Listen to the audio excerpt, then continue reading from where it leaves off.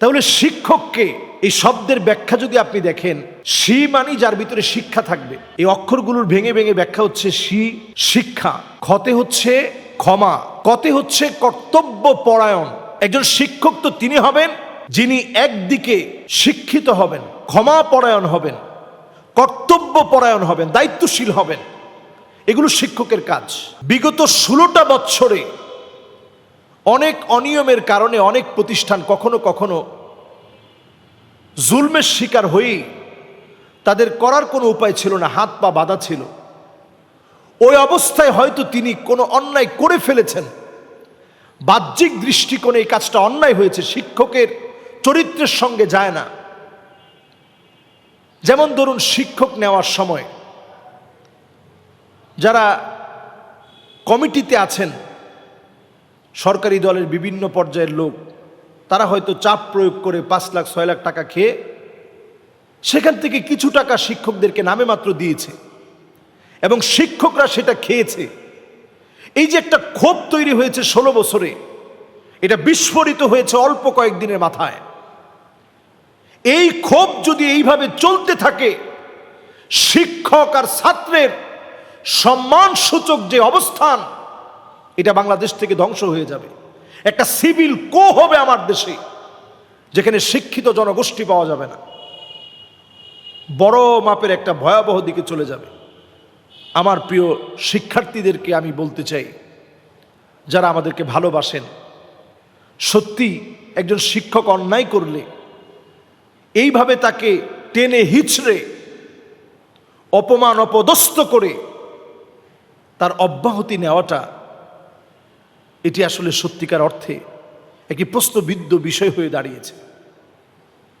শিক্ষক আর ছাত্রের মাঝখানে যে একটা চেইন আছে, সম্প্রীতি মহাব্বত ভালোবাসার যে একটা সেতুবন্ধন আছে, এটিকে পর্যন্ত প্রশ্নবিদ্ধ করে দেওয়া হচ্ছে। আমরা দেখেছি যে গলার মধ্যে পর্যন্ত জুতার মালা পরিয়ে দেওয়া হচ্ছে। একজন শিক্ষক তার অব্যাহতি দেওয়ার সময় সে স্টক করে ফেলেছে, অনেককে একেবারে টেনে চেয়ার থেকে বের করে দেওয়া হচ্ছে। এই সকল প্রক্রিয়া আসলে শুদ্ধ হচ্ছে কিনা এটা ভেবে দেখা দরকার আমাদের।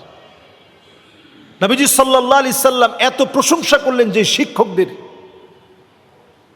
ইন্নাল মালাইকা লা ইউসাল্লুনা আলা মুআল্লিমিন নাসিল খাইর, যারা কল্যাণের শিক্ষা দেয় মানুষকে, মানুষের মতো মানুষ হতে,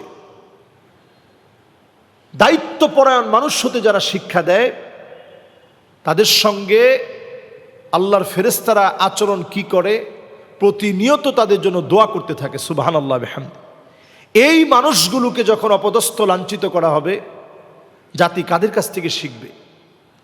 কাজেই জাতির এই ক্লান্তি লগ্নে যখন আমরা আমাদের আদর্শ হারিয়ে ফেলছি, আমরা আমাদের ভবিষ্যৎ প্রজন্মকে নিয়ে যখন আমরা গর্ব করছি, আমাদের এই প্রজন্ম আমাদেরকে কাঙ্ক্ষিত একটা স্বাধীনতা এনে দিয়েছে, সেই কাঙ্ক্ষিত স্বাধীনতাকে যেন হারাতে না হয়, এজন্য আমাদের শিক্ষকদের সঙ্গে যে আচরণ, এই আচরণের ক্ষেত্রে সতর্ক অবস্থানে আমাদেরকে থাকতে হবে।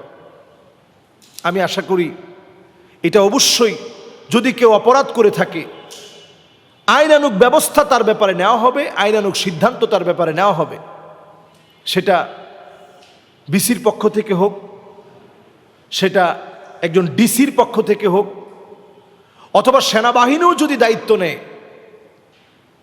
উপদেষ্টা মণ্ডলীর পক্ষ থেকে তারা যদি দায়িত্ব ভাগ করে দায়িত্ব নেয় যে কোনোভাবেই বিগত দিনে যারা অন্যায় করেছে তাদের কি শাস্তি হবে, এই শাস্তি যেন ছাত্ররা হাতে তুলে না নেয়। ছাত্ররা যদি প্রত্যেকটা শিক্ষা প্রতিষ্ঠানে এইভাবে করে আন্দোলন করে যদি তারা নিজেরা এই অধিকারটুকুন আদায় করতে যায়, অনেক জায়গায় দেখবেন এলাকাবাসী এক হয়ে যাবে এবং একটা মারামারির সৃষ্টি হবে, একটা ক্লেশের সৃষ্টি হবে। আমাদের এই সুন্দর স্বাধীনতার সূর্য যেখানে উদিত হয়েছে, সেখানে কোনো মারামারি না হোক, টেন্ডারবাজি না হোক, কারো উপরে জুলুম না হোক। নিশ্চিত যারা দোষী তাদেরকে দোষী সাব্যস্ত করে অবশ্যই অব্যাহতি দেওয়া হোক, তবে সেটার প্রক্রিয়া খুব সুন্দরভাবে আদবের সাথে হোক। টেনে হিচড়ে অথবা শিক্ষককে ঘুষি মেরে অথবা আঘাত করে এই জাতীয় কর্মকাণ্ড একটা জাতির জন্য শুভ লক্ষণ নয়। আলী রাদিয়াল্লাহু তাআলা আনহু তিনি বলতেন, আমার শিক্ষক তো তিনি, ইনশাআ বাআ ওয়া ইনশাআ আ'তাকা, যদি আমার শিক্ষক চায় তাহলে তিনি আমাকে কিনে ফেলতে পারে, যদি চায় তাহলে আমাকে আজাদ করে দিতে পারে, আমার শিক্ষক যদি আমাকে চায় বিক্রি করে দিতে পারে। চিন্তা করেন শিক্ষকের মর্যাদা কোন জায়গায় রাখা হয়েছে। নবীজি সাল্লাল্লাহু আলাইহি সাল্লাম এই জন্য পেশা হিসাবে যেটা বেছে নিয়েছেন, বুইসতু মুআল্লিমা, আমি শিক্ষক হয়ে প্রেরিত হয়েছি। কাজেই শিক্ষকের মর্যাদা এটা শিরোধার্য। শিক্ষকের মর্যাদা যদি না থাকে এ সমাজ নষ্ট হয়ে যাবে। আল্লাহ আমাদেরকে বোঝার তৌফিক দান করুক। আমরা আচরণে সহনশীল হই, সম্মানের জায়গাটা শিক্ষক আর ছাত্রদের মাঝে। বিগত এক সপ্তাহের স্ট্র্যাটেজি যদি আমরা দেখি, আমরা দেখব যে এটি একটি আর দুইটি প্রতিষ্ঠানে না, বহু প্রতিষ্ঠানে অনিয়ম, দুর্নীতি, জুলম এবং যারা জালেমদের সাহায্যকারী ছিল, এরকম নানা বিষয়কে কেন্দ্র করে সকল প্রতিষ্ঠানে এখন একটা পরিবর্তন ঘটছে। এক্ষেত্রে আমাদের আসলে করণীয়টা কি? প্রথমেই যদি আমি বলি যে শিক্ষা শব্দটি এটি একটা সংস্কৃত শ্বাস ধাতু থেকে নির্গত। এই শিক্ষা বা শ্বাস, এটির অর্থ হচ্ছে শাসন করা। শিক্ষা মানে হচ্ছে নিয়ন্ত্রণ করা। শিক্ষা মানেই হচ্ছে নির্দেশ দান করা অথবা উপদেশ দেওয়া। তাহলে শিক্ষা মানেটা আমাদের কাছে স্পষ্ট। এবার আসুন শিক্ষক কে। নবীজি সাল্লাল্লাহু আলাইহি সাল্লাম তিনি বলেছেন, বুইসতু মুআল্লিমা বুইসতু লিউতাম্মিমা মাকারিমাল আখলাক। নবীজি সাল্লাল্লাহু আলাইহি ওয়াসাল্লাম মুআল্লিম হিসেবে পৃথিবীতে আসছেন। এখন শিক্ষক কে? শিক্ষক তো তিনি।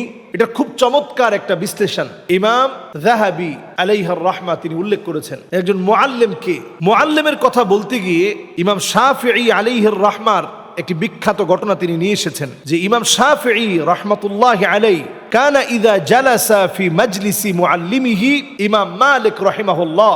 ইমাম শাফিঈ রাহিমাহুল্লাহ যখন ইমাম মালিক রহিমাহুল্লাহর সামনে বসতেন, যেহেতু তিনি তার ছাত্র, ইমাম শাফিঈ রহিমাহুল্লাহ পৃথিবী বিখ্যাত একজন আলেম।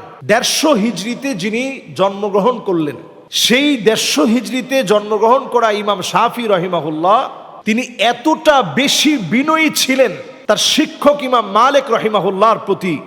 তিনি বলেন, যখন তিনি ইমাম শাফিঈ রহিমাহুল্লাহ যখন ইমাম মালিক রহিমাহুল্লাহর সামনে বসতেন, ইউকাল্লিবুল আওরাক বিরিফকিন শাদীদ, খুব আস্তে আস্তে নরম ভাবে পৃষ্ঠাগুলো তিনি উল্টাতেন যাতে করে কোনোভাবেই শিক্ষক কষ্ট না পান। তাহলে শিক্ষককে এই শব্দের ব্যাখ্যা যদি আপনি দেখেন, শি মানে যার ভিতরে শিক্ষা থাকবে। এই অক্ষরগুলোর ভেঙে ভেঙে ব্যাখ্যা হচ্ছে শি শিক্ষা, খতে হচ্ছে ক্ষমা, কতে হচ্ছে কর্তব্য পরায়ণ। একজন শিক্ষক তো তিনি হবেন যিনি একদিকে শিক্ষিত হবেন, ক্ষমা পরায়ণ হবেন, কর্তব্য পরায়ণ হবেন, দায়িত্বশীল হবেন। এগুলো শিক্ষকের কাজ। বিগত 16টা বছরে অনেক অনিয়মের কারণে অনেক প্রতিষ্ঠান কখনো কখনো জুলমের শিকার হয়েই তাদের করার কোনো উপায় ছিল না, হাত পা বাঁধা ছিল। ওই অবস্থায় হয়তো তিনি কোনো অন্যায় করে ফেলেছেন, বাহ্যিক দৃষ্টিকোণে এই কাজটা অন্যায় হয়েছে, শিক্ষকের চরিত্রের সঙ্গে যায় না। যেমন ধরুন শিক্ষক নেওয়ার সময় যারা কমিটিতে আছেন, সরকারি দলের বিভিন্ন পর্যায়ের লোক, তারা হয়তো চাপ প্রয়োগ করে 5 লাখ 6 লাখ টাকা খেয়ে সেখান থেকে কিছু টাকা শিক্ষকদেরকে নামে মাত্র দিয়েছে এবং শিক্ষকরা সেটা খেয়েছে। এই যে একটা ক্ষোভ তৈরি হয়েছে 16 বছরে, এটা বিস্ফোরিত হয়েছে অল্প কয়েকদিনের মাথায়। এই ক্ষোভ যদি এইভাবে চলতে থাকে, শিক্ষক আর ছাত্রের সম্মানসূচক যে অবস্থান, এটা বাংলাদেশ থেকে ধ্বংস হয়ে যাবে। একটা সিভিল কো হবে আমার দেশে, যেখানে শিক্ষিত জনগোষ্ঠী পাওয়া যাবে না। বড় মাপের একটা ভয়াবহ দিকে চলে যাবে। আমার প্রিয় শিক্ষার্থীদেরকে আমি বলতে চাই, যারা আমাদেরকে ভালোবাসেন, সত্যি একজন শিক্ষক অন্যায় করলে এইভাবে তাকে টেনে হিচড়ে অপমান অপদস্থ করে তার অব্যাহতি নেওয়াটা, এটি আসলে সত্যিকার অর্থে একটি প্রশ্নবিদ্ধ বিষয় হয়ে দাঁড়িয়েছে। শিক্ষক আর ছাত্রের মাঝখানে যে একটা চেইন আছে, সম্প্রীতি মহাব্বত ভালোবাসার যে একটা সেতুবন্ধন আছে, এটিকে পর্যন্ত প্রশ্নবিদ্ধ করে দেওয়া হচ্ছে। আমরা দেখেছি যে গলার মধ্যে পর্যন্ত জুতার মালা পরিয়ে দেওয়া হচ্ছে। একজন শিক্ষক তার অব্যাহতি দেওয়ার সময় সে স্টক করে ফেলেছে, অনেককে একেবারে টেনে চেয়ার থেকে বের করে দেওয়া হচ্ছে। এই সকল প্রক্রিয়া আসলে শুদ্ধ হচ্ছে কিনা এটা ভেবে দেখা দরকার আমাদের। নবীজি সাল্লাল্লাহু আলাইহি সাল্লাম এত প্রশংসা করলেন যে শিক্ষকদের, ইন্নাল মালাইকা লা ইউসাল্লুনা আলা মুআল্লিমিন নাসিল খাইর, যারা কল্যাণের শিক্ষা দেয় মানুষকে মানুষের মতো মানুষ হতে, দায়িত্বপরায়ণ মানুষ হতে যারা শিক্ষা দেয়, তাদের সঙ্গে আল্লাহর ফেরেশতারা আচরণ কি করে, প্রতিনিয়ত তাদের জন্য দোয়া করতে থাকে। সুবহানাল্লাহ বিহামদি। এই মানুষগুলোকে যখন অপদস্থ লাঞ্ছিত করা হবে, জাতি কাদের কাছ থেকে শিখবে? কাজেই জাতির এই ক্লান্তি লগ্নে যখন আমরা আমাদের আদর্শ হারিয়ে ফেলছি, আমরা আমাদের ভবিষ্যৎ প্রজন্মকে নিয়ে যখন আমরা গর্ব করছি, আমাদের এই প্রজন্ম আমাদেরকে কাঙ্ক্ষিত একটা স্বাধীনতা এনে দিয়েছে, সেই কাঙ্ক্ষিত স্বাধীনতাকে যেন হারাতে না হয়, এজন্য আমাদের শিক্ষকদের সঙ্গে যে আচরণ, এই আচরণের ক্ষেত্রে সতর্ক অবস্থানে আমাদেরকে থাকতে হবে। আমি আশা করি এটা অবশ্যই, যদি কেউ অপরাধ করে থাকে, আইনানুগ ব্যবস্থা তার ব্যাপারে নেওয়া হবে, আইনানুগ সিদ্ধান্ত তার ব্যাপারে নেওয়া হবে। সেটা বিসির পক্ষ থেকে হোক, সেটা একজন ডিসির পক্ষ থেকে হোক, অথবা সেনাবাহিনীও যদি দায়িত্ব নেয়, উপদেষ্টা মণ্ডলীর পক্ষ থেকে তারা যদি দায়িত্ব ভাগ করে দায়িত্ব নেয় যে কোনোভাবেই বিগত দিনে যারা অন্যায় করেছে তাদের কি শাস্তি হবে, এই শাস্তি যেন ছাত্ররা হাতে তুলে না নেয়। ছাত্ররা যদি প্রত্যেকটা শিক্ষা প্রতিষ্ঠানে এইভাবে করে আন্দোলন করে যদি তারা নিজেরা এই অধিকারটুকু আদায় করতে যায়, অনেক জায়গায় দেখবেন এলাকাবাসী এক হয়ে যাবে এবং একটা মারামারির সৃষ্টি হবে, একটা ক্লেশের সৃষ্টি হবে। আমাদের এই সুন্দর স্বাধীনতার সূর্য যেখানে উদিত হয়েছে, সেখানে কোনো মারামারি না হোক, টেন্ডারবাজি না হোক, কারো উপরে জুলুম না হোক। নিশ্চিত যারা দোষী তাদেরকে দোষী সাব্যস্ত করে অবশ্যই অব্যাহতি দেওয়া হোক, তবে সেটার প্রক্রিয়া খুব সুন্দরভাবে আদবের সাথে হোক। টেনে হিচড়ে অথবা শিক্ষককে ঘুষি মেরে অথবা আঘাত করে এই জাতীয় কর্মকাণ্ড একটা জাতির জন্য শুভ লক্ষণ নয়। আলী রাদিয়াল্লাহু তাআলা আনহু তিনি বলতেন, আমার শিক্ষক তো তিনি, ইনশাআ বাআ ওয়া ইনশাআ আ'তাকা, যদি আমার শিক্ষক চায় তাহলে তিনি আমাকে কিনে ফেলতে পারে, যদি চায় তাহলে আমাকে আজাদ করে দিতে পারে, আমার শিক্ষক যদি আমাকে চায় বিক্রি করে দিতে পারে। চিন্তা করেন শিক্ষকের মর্যাদা কোন জায়গায় রাখা হয়েছে।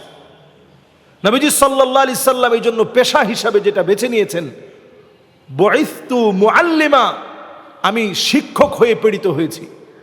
কাজেই শিক্ষকের মর্যাদা এটা শিরোধার্য। শিক্ষকের মর্যাদা যদি না থাকে এ সমাজ নষ্ট হয়ে যাবে।